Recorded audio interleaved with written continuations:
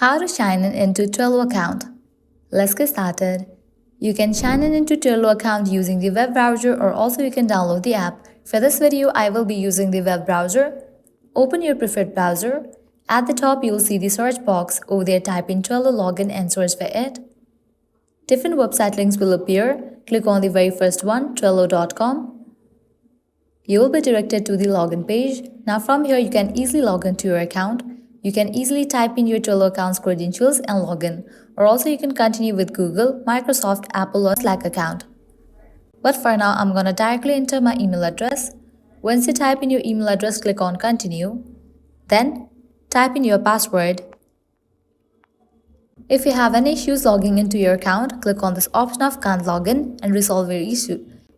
Likewise, you don't have Trello account, you can click on the option of create an account and register for it. Once you fill this, click on login, and just with that, you will be logged into your Trello account. Well, this way you can easily sign in into Trello account. This was really simple and quick process. At the end, if you guys find this video helpful, don't forget to like, share and subscribe to our channel. Thank you.